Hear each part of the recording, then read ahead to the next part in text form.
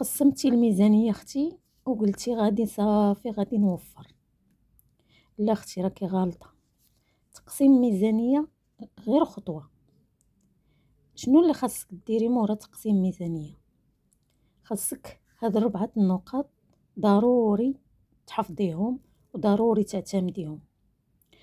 اللي شافت لا فيديو عجبها ودوري اختي في القناة ولا عجبتك اشتركي معنا وديري جيم. شكرا لكم. رجعوا. خاصك اختي اول حاجه قسمتي الميزانيه صافي، ماشي غتقولي صافي قسمتها درتها في لونفولوب ديالها صافي كتبت عليها هذه ديال هذه وهذه المطبخ وهذه الملهري وهذه. لا، ماشي صافي هذيك الساعه صافي غتقولي صافي غنوفر. لا، خاصك ضروري اختي هاد الخطوات. اول حاجه خاصك تحداقي خاصك الحداقه ضروري اختي في الصباح. ضروري خاصك تخمي في كل حاجه بغيتي ديريها. هذه ثانيا تخمي في كل خطوه. ولكن نرجع لك للحداقه. شنو هي الحداقه؟ هي تسالى لي الخبز بلا ما نمشي نجيبو.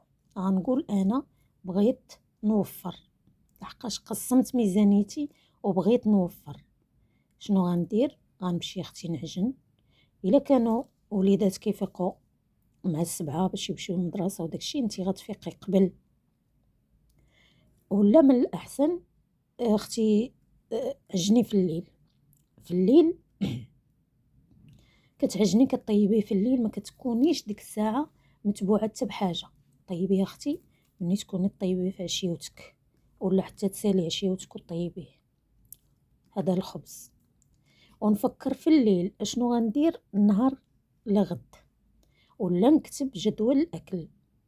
كاين اللي تيصدق معاه، كاين اللي ما تيصدقش، كاين اللي ما تيعجبوش، كاين اللي كل وجنه. ولكن المبتدئه ديري اختي جدول الاكل. اول حاجه قلت لك العجينه تكون بالليل.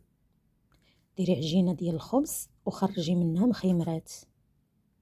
اول خطوه الصباح غتنوضي غتلقاي الخبز كاين، مخيمرات كاينين ديريهم في الكسكروط، والخبز كاين باش تفطروا الصباح وباش تغداو وباش تعشاو. تعجني ديال النهار كامل. صافي حنا قدينا النهار الاول. النهار الثاني وكذلك غتكوني غاديه على هذا الشكل. درتي العدد كبير ديال الخبز خلي منه لغد بحال ديال يومين، والمخيمرات حتى هما ديال يومين. كنتي كتعياي ولا عندك تربيه ولا شي حاجه ديري اختي على القياس ديال داك النهار. صافي ديري اختي جدول الاكل ضروري باش يعاونك. ديري داكشي اللي نتوما كتاكلوا، ما تجبديش من راسك وتخترعي وتبداي. لا، شنو كناكل انا، اش كياكل منطر، اش كياكل وليداتي، شنو كناكلوا كاملين. صافي هادو هما اللي غديري. عفوا. ثانيا غتخمي في كل خطوه. كيفاش انا قسمت الهري وبغيت نمشي اختي نتقدى. غنعرف مني غنمشي نتقدى. غادي نعرف ضروري خصني نعرف. انا ما غنقولش لك اختي اسمحوا لي، انا ما غنقولش لك اختي سيري الهري اللي رخيص ولا سيري الهري اللي انت باقا ما عارفاش شنو اللي رخيص شنو اللي ما رخيصش. واحد المره بغيت نتقدى من عند مول الهري وقلت ليه راه الهري الاخر كينقص ماشي بحالك. شنو قال لي؟ قال لي حتى انا الا جيتي عندي وكنتي كتقدي عندي كل شهر قال لي غنقص لك هنا وغنزيدو لك في هاد الجهه الاخرى. فهمتوني؟ قال لي غنقص لك في الزيت وغنزيد لك في السكر.